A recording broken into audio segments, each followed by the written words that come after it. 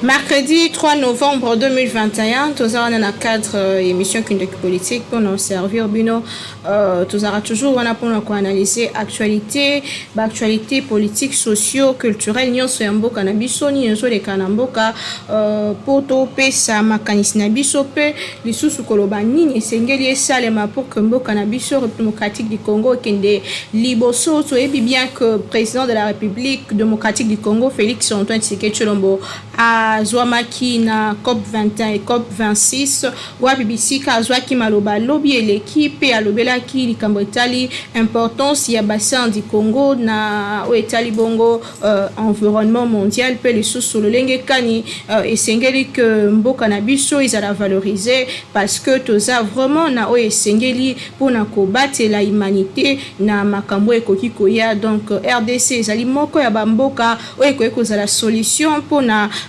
réchauffement climatique oyo ezali koya na tournée nyonso asalaki akendaki Israël akendaki Italie pe bisika akendaki lisusu ko participer na COP 26 lobinde mokolo président de la République akozonga awa na ville province ya Kinshasa na capitale congolaise ndenge communiqué ya président CP Sami jeudi 4 novembre 2021 à Koya, l'aéroport international ya Njili. Lisusu tongo ya lelo bande ko ya Bukavu balamuki na batir makasi moi kimia ezala kité uta 1h du matin balobi na biso que selon l'autorité situation est sous contrôle bon ba rassurer que population est évacuer librement na occupation na bango kasi et ça craint parce que ils ont un groupe moko armé o ekotaki na kati ya Bukavu bango bazo senga topi bazo ko revendiquer ko délivrer mboka na nini toyebite to koyebango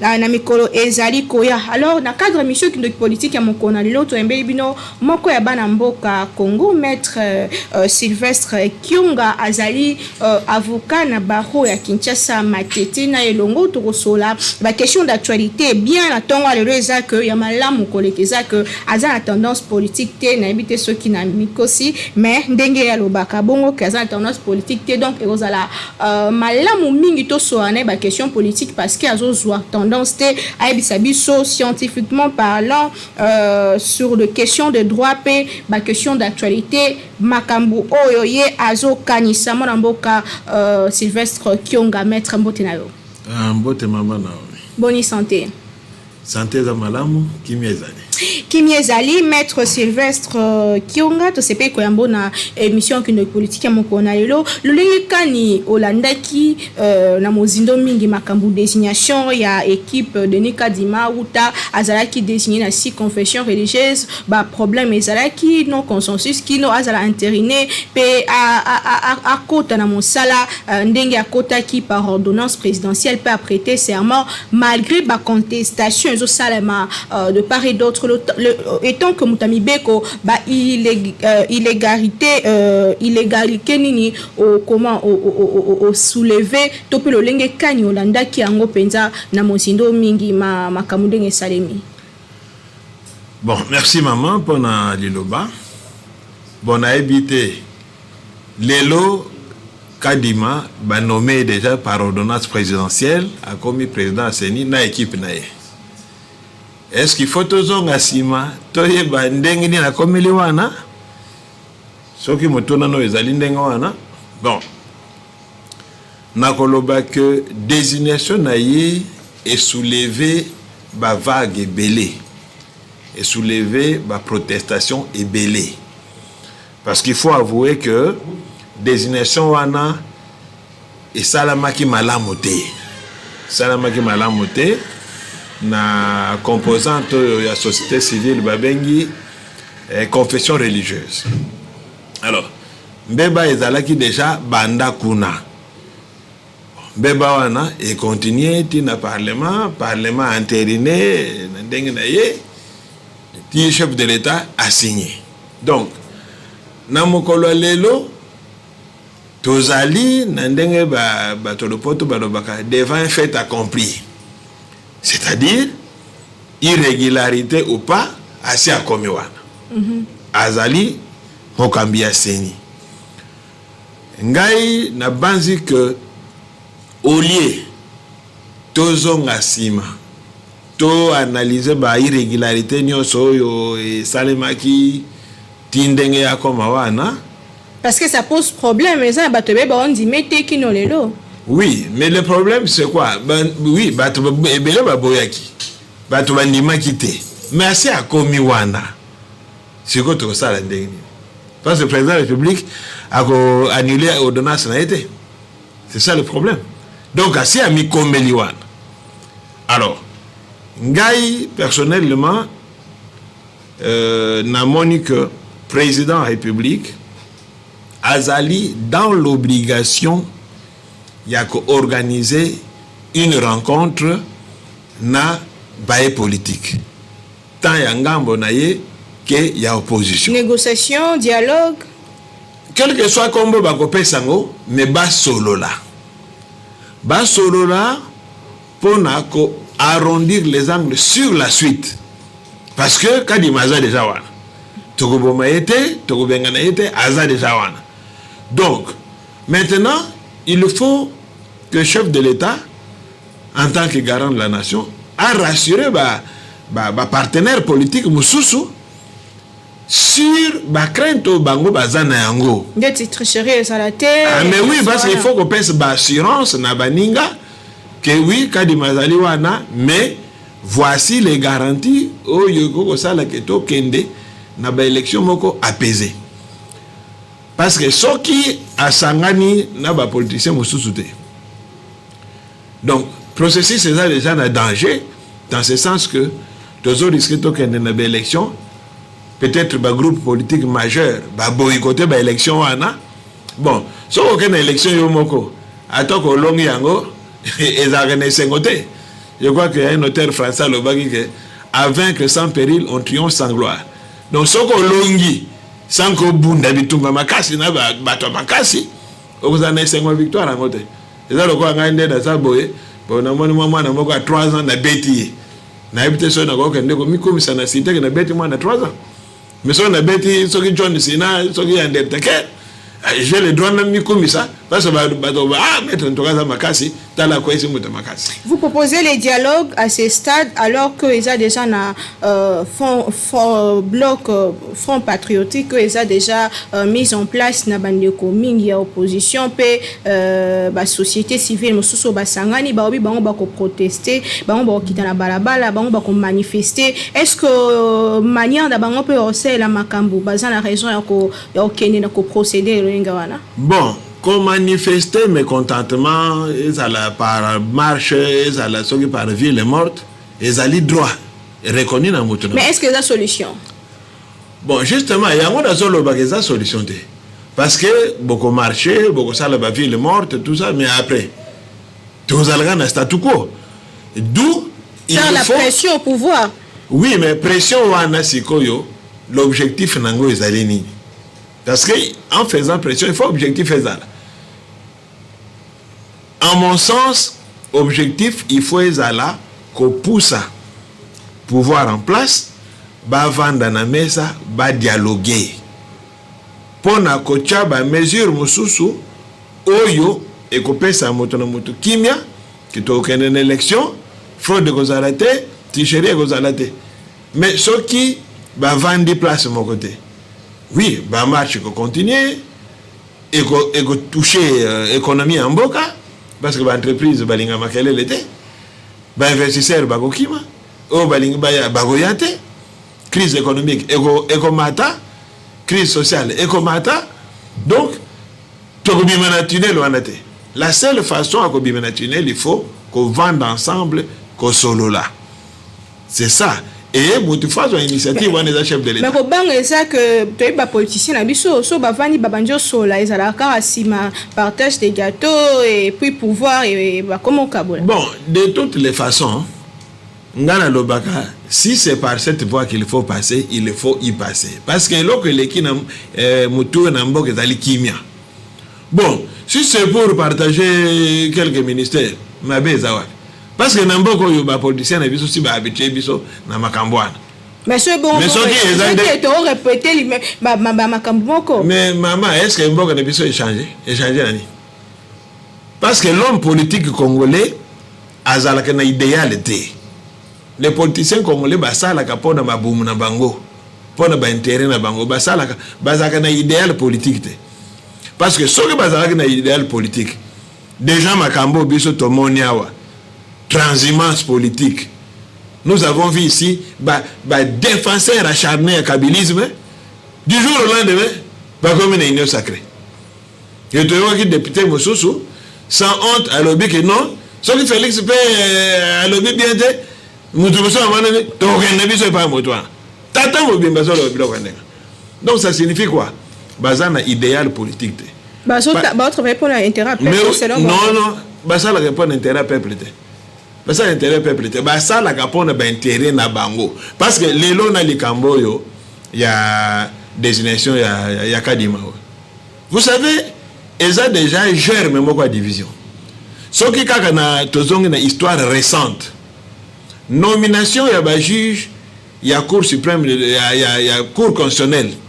Il y a monde Panzaki, union entre FCC Nakash. Nomination à ba juge Johan. Yango Panzaki coalition wana. Aujourd'hui, ceux qui va politiciens va vanditer, même l'union sacrée là va éclater. Vous comprenez? Alors, président, est-ce que Azan a besoin? Donc, on notait déjà départ et bandit déjà. Oui. Non seulement des départs dans l'union sacrée, mais des divisions dans les partis. Nalandi parti Moussoso wana président lobby, to longo na l'union sacrée, va collaborateur de lobby non. Tu es dans l'union sacrée. Alors, vous voyez que politiciens congolais à ça la capone à libomu. Parce que makamwana si to vivre ango. Na gouvernement les cas qui wana UNC en tant que parti politique ou délégué qui battu. Bazala nommé na gouvernement et jouer résolution tozolo na gouvernement. Mais tout le monde qui ministre Abidjan le ngana golongo na ngati ngala tikali. Bon, est-ce que Tikala qui est réellement pas idéal? C'est pourquoi Moïse Katumbi a joué na moi maïle sagesse à ça non à consulter na no boya so surprise. Mais oui, mais parce que même na ensemble wana. Ezana batu au bazali prêt, bakende, mais ezana batu bazali prêté. Bon, surtout bateau bazana ba responsabilité politique, ministre et tout ça. En tout cas bazali prêt au candidat. Parce que pour le na longonda tika ki ministre. Vous voyez un peu ça. Mais tout le monde a kanabambo comme sous sa bapaya. Ministre azokotika poste na ye. Parce que divergence moko bo ezali. Parce que boyo kani moko bo ezalité. Même le premier ministre a démissionné. C'est aussi question de culture. Mais c'est comme biso culture ngo tokozwa ka ngombola ni. Biso culture na biso ba né à libom. Parce que aux un poste politique, même si ba conviction na yo ezoko simba te. Na baningo sana bango bon na vandika ka bon et na ministre na vivre bien c'est aux an idéal te maître Kionga tozunga ya likambo etali bokoti na mosala ya monsieur Denis Kadima na équipe na ye bazala qui normalement fallait bazala 15 mais chef de l'État a signé ordonnance pour na 12 personnes les 3 personnes au batika le chef de l'État a co-signé le sous mokonda mosusu to ne ni ngi sana ba na mibeko po ba ebele ba police qui ebele ba gagne ba lobi eza erreur grave wa sali. Bon, c'est-à-dire que ils allaient en anomalie. Ils allaient en anomalie parce que une équipe banomaka bango mbalamoko. Banomé bango et puis babani musana bango. Maintenant Madoussou wana etekali on fait comment? Na moni banaliste mususu bazo le bano soki ba mususu babakisi wana bakeko bana musala kaka. Mais ils ont investi par qui? Parce que le chef de l'État ont entériné par un acte juridique qui est l'ordonnance. Donc, c'est qu'il y aura une ordonnance partielle pour 3 autres personnes. Nous sommes que donc, il aurait fallu que Makambo ait Kende normalement. Encore que, toujours dans la manigance politique, bon, Tolanda qui, professeur Mbata, Lelo, azoko le kanabitando nyonso azoko la que ça vraiment droit na Congo yeka mutaye bien. Donc tous les autres juristes ba bien.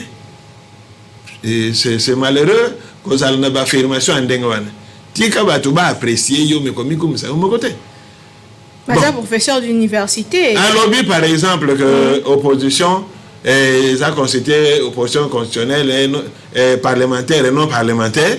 Donc on peut aller prendre député, enfin, candidat na parti dans le parlement, na 3 postes. Ils allaient fraude. Ils allaient fraude. Parce que les lobby boite, les lobby, ils allaient parti oyo, ils allaient dans le parlement. Monsieur Go, ce que vous suivez bateau, di banda, vous comblez la vie de Wana. Vous avez besoin d'accentuer la crise. Donc, c'est ainsi que ma campagne, ça se résout par un dialogue. Il faut approcher l'opposition Wana, qu'on convainque Bango par des arguments, ça va déléguer na Bango na Seni. Et non qu'on débaucher bateau, on a professeur Mbata, non Bango même. Opposition extra-parlementaire. Non, c'est la faute. Il y a un qui na sujet mususu lolenge solo be alikambe itali dialogue tope ko vanda ko sola likamba ngondenge so salima melelo so ki ba vandi ki ba bandi ko sola et que bangonyo so ba opter que monsieur Kadima na équipe na ba sa lisusuté au moment que to répondre lisusu processus ngo na zéro penza alors que to comment dire ko avancer train et bande dia ko ken. Non, pour autant que Ezali compromis batu bazui. Ma belle Ezali. Ce que bien nous sommes à la carte mutuka. Bien nous sommes boyoka ni que non mutuka na tel arrêt et quitte. Alors que 2023 c'est pour bientôt. Il n'y a pas de problème. Les dates Ezali batunde bachango. Batunde date, il n'y a pas de date magique. Ce que l'élection est salemi une semaine après la date fatidique ou un mois après la date fatidique nana oko. Par contre, ce que Salemi coûte que coûte, n'a pas divergence sur tout ça dans le lot, Batou va okufa. Donc, autant que préserver via Batou, na dialogue. Banda 1960, Congolais Moussala Yangona Basalaka, Kovanda, Kosolola. Donc, c'était des traditions en Bokanabiso. Alors, donc, ma bézalité, que Batou va vendre, ça va aider na bango, sortez. Mabekoya. Toko ba l'émission Kindoki politique ya mokona lelo maître Kionga tozana yo na plateau na biso lelo lisusu bandeko ya ki ya Bukavu balamuki na bature balamuki na ba problème alors que toza déjà sous état de siège alors que makambo ezolo bama déjà surtout na ngambo ya Assemblée nationale ou ba député baboya ki ko prendre part na ba plénière oyo bazo projet état de siège.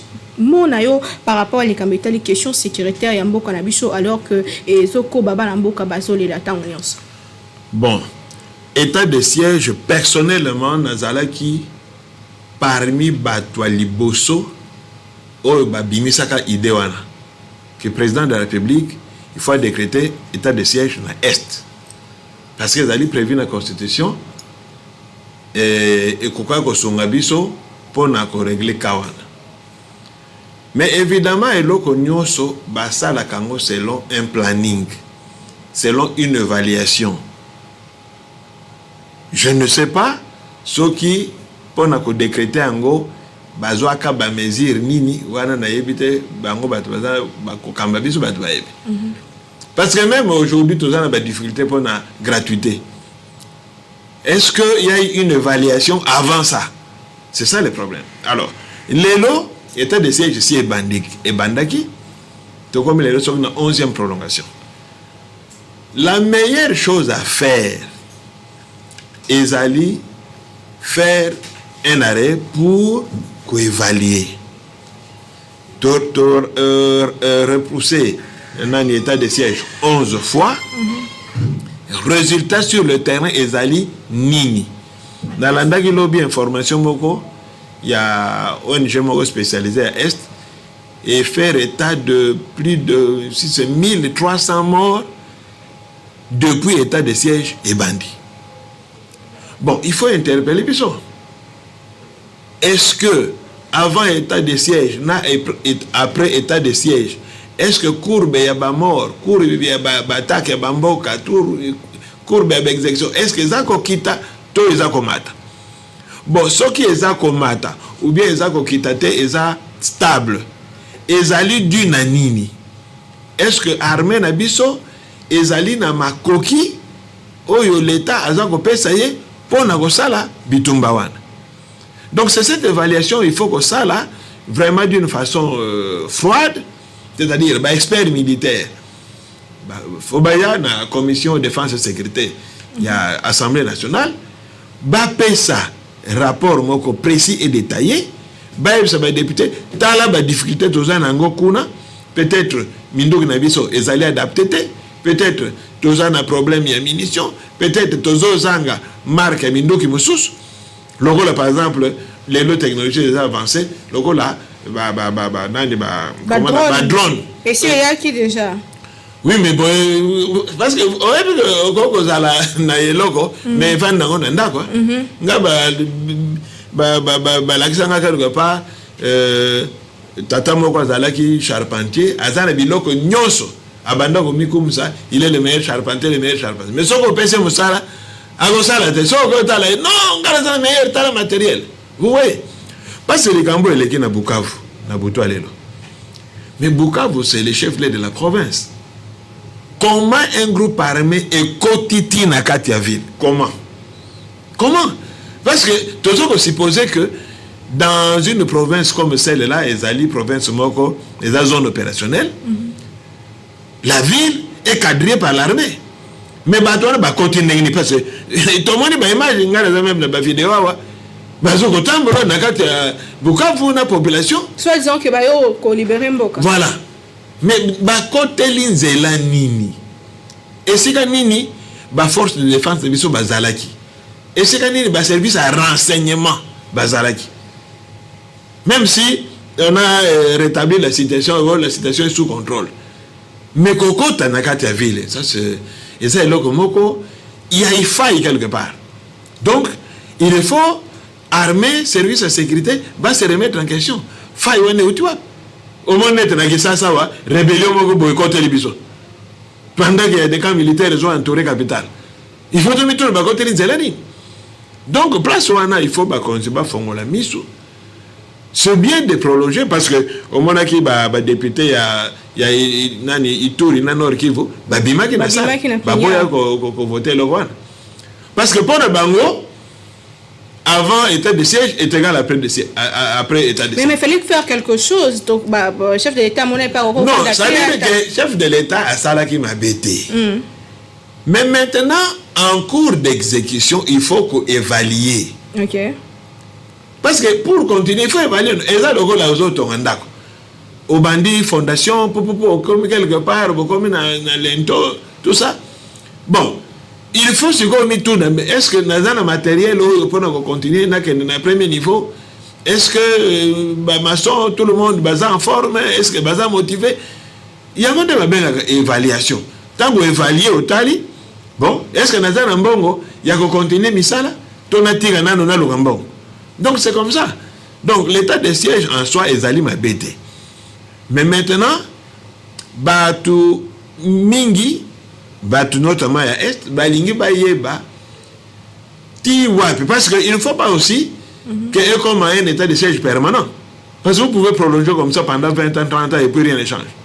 Donc il faut à un certain moment et si là mais avant qu'on commence à souka il faut qu'on évalue qu'on réadapte peut-être stratégie il y a combat qu'on réadapte parce que au moins les bateaux ils allaient armée régulière. Des fois ils sont dans la population. Donc,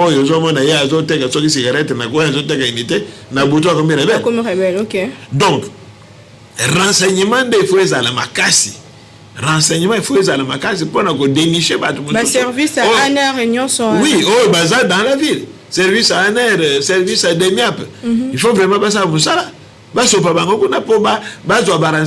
qu'aujourd'hui, la guerre se gagne par les renseignements.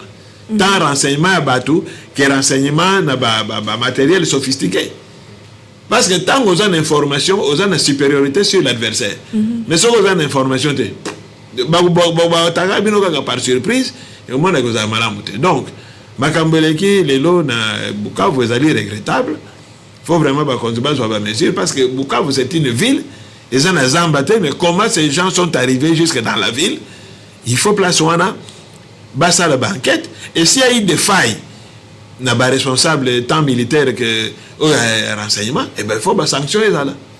Na bobo tamia ba groupe de part et d'autre zape moko ya oyezo sala passe en tout cas tous de cœur na bino ba ndeko nyonso ya Bukavu tozoli ke kimio ekozonga disipe na ville ya Bukavu pour que nyonso ezala madame tokomi presque na suka émission mko na lelo tozo ko back na sujet moko totikali na 10 minutes si ba signalenga sujet ya grève ya ba enseignant pourquoi ba ndeko ya syndical ba yo quitter baboy koyoka malgré ba négociation de part et d'autre kasi bandimi kaka donc presque un mois tokolo ba un mois déjà uta que la saison nga bana école publique conventionnée bazotanga te mettre kionga place nini l'état a pêché place nini bango pe enseignant c'est londres il était sur le bazo ko bundisa gratuité enseignement. Non, les cambo ya ko bundisa gratuité enseignement ngana zone de ma version anade. Wana ezali argument gouvernement azokozwa pour ne pas kozwa ba responsabilité ne. Soki ba enseigner ba comme na niveau wana na banza ezali onde ba lobaka chat échaudé craint l'eau froide. Nya osoga ziki na maya moto ata monima amalila kobanga. Position ba enseignant wana je pense que ezali dicté na ba promesse antérieure l'état ça là qui a cogicité. C'est ça le problème. Parce que même moi na moké ce qu'on promet mon fils n'a pas renouvelé le bonbon. Donc 17h moi na déjà 12h na coin. Ah papa Zoya a promis un bonbon. Oye n'a pas opéré moi une explication. Non bon j'ai oublié bon c'est là lobby na goya. Deuxième fois au salut sur ce nègre. Troisième fois au salut sur ce nègre. Moi na wana il perd confiance na tata naï. Parce que lelo tolandi le premier ministre na ba ministre sectoriel ba kendaki na mbola loge ba yokani na ba syndicaliste. Ba syndicaliste ba lobby grève sili bozonga. Mais mon d'autre yokani. Mais la base est boy. Dans toutes les provinces ba boy na bango. Congo central na landa qui communiqué ba enseignant Congo central ba lobby ba radicaliser grève. To landi na est kuna ndenge moko. Tout à l'heure avant na yawa na moni vidéo moko bana bazo tambola vers quartier 1. Bazo tambola bazo yemba nous voulons étudier. Mais c'est quand même l'éducation là c'est bana bazo tambola. Ils sont manipulés. Non, moi je pense que ce n'est pas ça la réponse il y a gouvernement. Le gouvernement ne se plaint pas. Le gouvernement a cause ça l'accusation T, gouvernement il faut appeler ça la réponse. Parce que l'enseignant balingui quelque chose de palpable. Parce que le gouvernement a dit malheureusement généralement va promettre sans réaliser. Même le professeur d'université, Malaboni, va lever la grève, va zongi et puis après réalisation exacte, va zongi les mais là c'est quand même bonne volonté. Bah c'est bonne volonté, bah réactiver, bah école les qui désactiver, bah réactiver peut enseignant. Monsieur Zadi a manqué à bonne volonté. Bon, réactiver, désactiver ma camion soyo, bah désactiver bango libosopani. Parce que ce qui va réactiver les lots, ça signifie que désactivation est un fondement. Parce que ce qui est un fondement, le gouvernement, il faut attirer la position. Mais dès qu'il y a une école affective, au désactiver, après pression, aux ongles ici, et là ici. C'est que décision, on a besoin d'une façon légère. Même les enseignants va désactiver, d'ailleurs, la télémagie dans une émission. Bon, quelqu'un qui va tout hein? Même sur le plan administratif, avant de sanctionner, il faut pas droit de réponse. Enfin, l'occasion de se défendre. Donc, retour n'a pas pas l'année. Mais tout le monde est délégation à ministre Baleki dans l'école Boye. Bon, enseignant Jérôme, aïe était. Bon, Azad désactivé, Azad remplacé par Jean. Dans quel pays, ma on est là? Dans quel pays? Et depuis quand dans ce pays ici, bah désactiver bah tout Boye. Car Boye sans et on désactiver bat. Parce que si tel est le cas, alors tous les grévistes vont pas les désactiver. Bah et magistrat, et ça les médecin, et ça les professeur d'université. Pour la nini, acharnement sur l'enseignant au primaire et secondaire. Donc, bango, par exemple, droit. Sinon, l'école, basala que grève, balongola nan. Ba médecin, ba magistrat, basala que grève, balongola nan, ba fonctionnaire, balongola nan. Pour un nini, pour un enseignant, on les balance facilement et pourtant, basala le salaire à misère. Mais maître Kionga, ce qui te lundi, pensant madame Mikolo, on débat mouvement de grève comme ma casse ni et ça là bon. Est-ce que tu as un problème ma casse quand même dans le régime et ça là sous problème on est bandika lelo? Grève ezali indicateur il y a problème social. Ezali indicateur il y a problème social. Ce qui est social ezali malamu au monde de la grève. Et ça indicateur. Donc, le gouvernant, au lieu de quand les gens grèvent, ils doivent se poser la question. Oh, pour un nini, ça les grève. Et qu'on paie ça comme réponse. Les indicateurs. Le roi grève, tout ça, au CPT, ex-Onatra. Mais parce qu'ils ne sont pas payés depuis 15 mois. Apparemment, hier, qui m'a retenu pour manifester, comme tout le monde. Non, il y avait des grèves même sous le régime passé, grève Zalaki. Dans tous les régimes, il y a toujours eu des grèves. Même si il y a grève Zalaki. Mais le problème, il faut répondre. Il faut qu'on réponde. Mais tant au lieu de répondre à la revendication, le gouvernement a manipulé, là ce n'est pas bon. Batata mine ne wana enseigner ou former biso baza la manipuler. Mais bato le poto baloba ke vente créer na point d'oreille. Mais pourquoi bazo bato wana baza ba responsable de famille, baza ba locataire, baza na mbongo ta résoudre ba problème na bango. Akende kotanga sabana bato mosusu. Non. Ozami tamibeko maître Kionga pour tous ceux qui sanayo il faut tout ça la lelo topé gouvernement ça la pour nous sauver quand même gratuité enseignement oh déjà ça qui lancé ça outil na constitution mais ça qui lancé sous régime 3 ans déjà. Bon, moi je pense que gouvernement a kenda qui vit en besoin. C'est ça le problème. Na auto le makambuya évaluation et planification. Parce que gratuité et banda qui sous régime ya Kabila. Kabila a bandi yango na degré élémentaire ya école primaire. Babanda ko kende par palier. Logiquement, tant que nouveau régime est comaki, il fallait basala une évaluation. Bon, gratuité au bango babandi, zoken malembe comme qui sont na 3e, sont na 4e. Qu'est-ce que ça coûtait à l'État? Oui, les dans la province, sauf Kinshasa et Lubumbashi. Bafaï nini, on a constaté. Maintenant, il fallait que ça bafaï wana, il y a gratuité wana bandaki pour aller dans la suite. Bon. Et vous savez, l'homme politique, il y a l'ingaka végétarien. Bakwe ici kak. Non. Sans évaluation. Maintenant, vous voyez que comme il y a un faut faire mon aide quand même dans mon gombe. Parce que lobby Nalandi, ministre Tony Mwaba, il parle de réqualification, il y a gratuité. Réqualification, il y a nini, non gratuité, c'est quoi, il y a kaka dans 6e primaire. Bon, vous voyez que, et là, qui c'est que token qui vit en besoin. Parce que maintenant, notre bête marche arrière. Parce qu'on a dit, et qu'il y a qui est dans 8e. Lobby. Le ministre a pris une circulaire, comme il dit, continuons sur l'enseignement. Venons, le gouvernement à revoir Makambo. Maintenant, la gratuité, primaire kaka, soka 6e. Bon, ce que tout ça analyse malam, comment nous pouvons interpréter rétropédalage au gouvernement?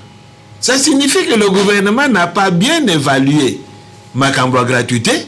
Maintenant, il se rend compte que les alliés compliqués, et ont quitté. Et c'est sans coincé. Oui, c'est quoi, l'ongoli 7e, 8e, en tout cas 7e, 8e, basé là.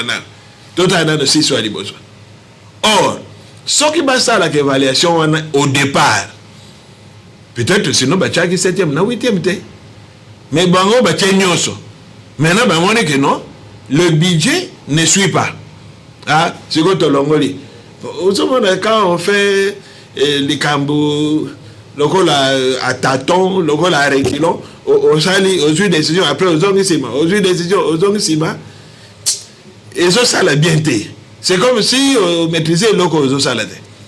Or pour na cause départ malamu et bongaka planification même dans la Bible balobian olingo tonganda ko planifier to mona ba chanter mingi so na zela muto bandi chanter avec pompe comme le sentir pour 10 ans après misale ici là ba brique comme ya couleur verte papa ko tuti akufa atika de chanter ndeko pona nini amona ki trop grand ozana mbongo moko e ko permettre yo tonganda ko ya se yo boule que non na ko 5 niveau et puis après au Katani. Donc c'est la situation à laquelle le gouvernement a commis. Donc le gouvernement a essoufflé pour la gratuité malgré que le ministre qui va s'alober que bon soit arabe que kuna donc maintenant comme tout est vraiment bon arabe que ndakuna hein. Vous voyez que la gratuité est un problème. Comme une souka émission Kindoki politique ya lelo maître Sylvestre Kionga tozaki na plateau Kindoki politique ya mon corona lelo votre mot de la fin par rapport à la situation au climat politique de notre pays et à la situation sociale aussi ce que ça lelo ba moko lo ba peuple pe na ba dirigeant na biso ekozala nini. Bon na ko senga na ba dirigeant dialogue ndena toloba kwa. Parce que Toyoki va marcher dans les 6. Oui, oui. Ce que va dialoguer, des marches en marche, des villes mortes en villes mortes.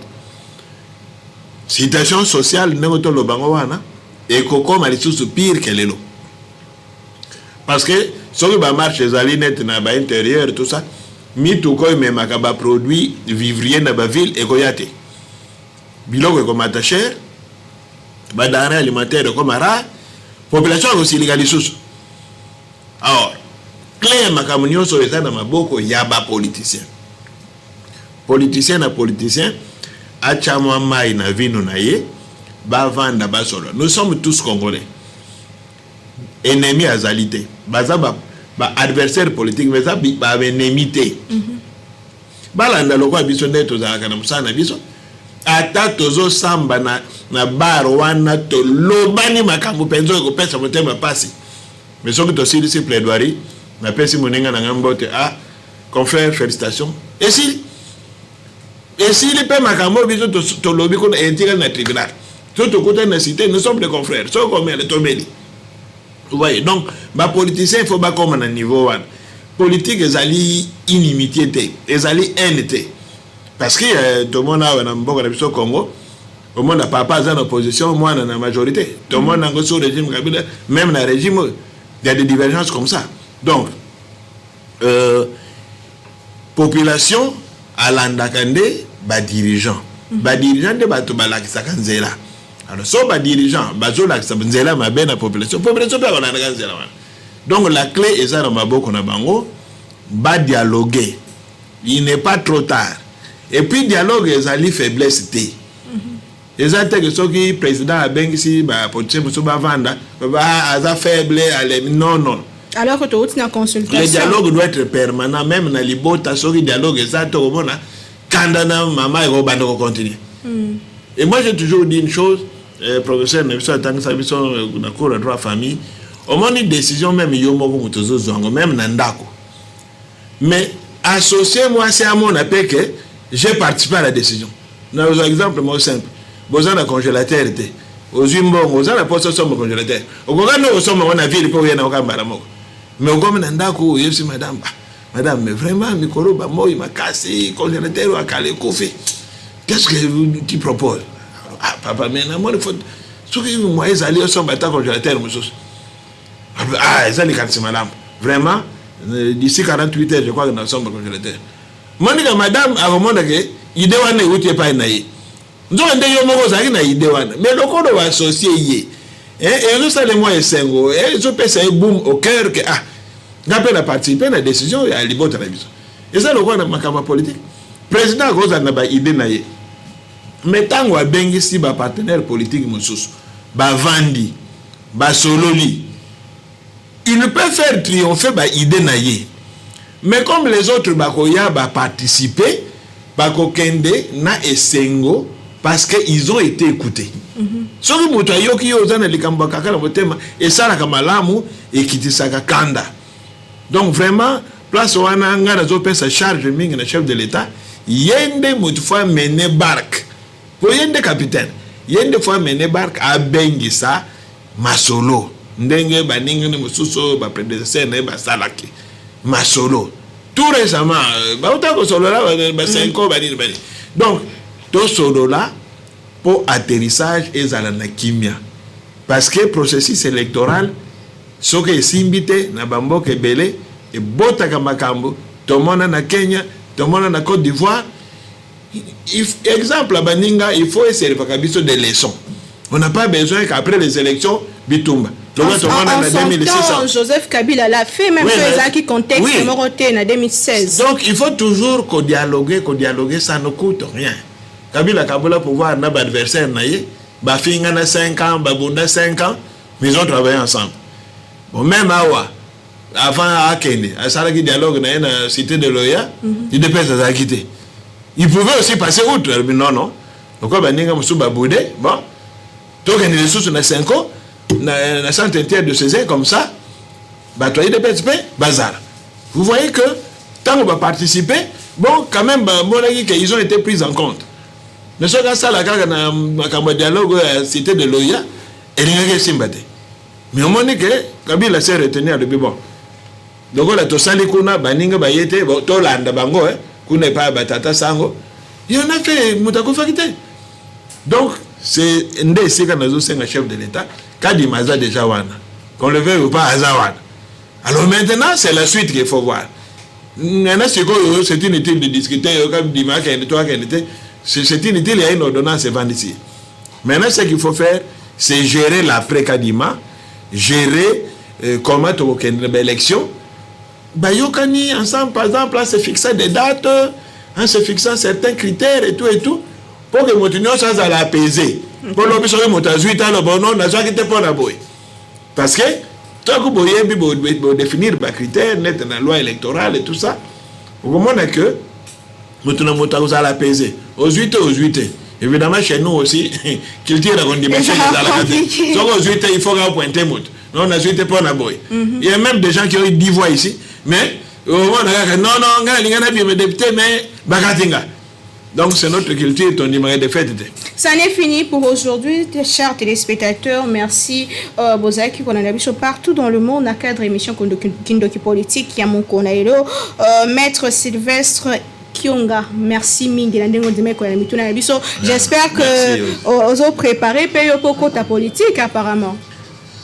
Mais ma belle, tu banamboka te. Let's party. Non.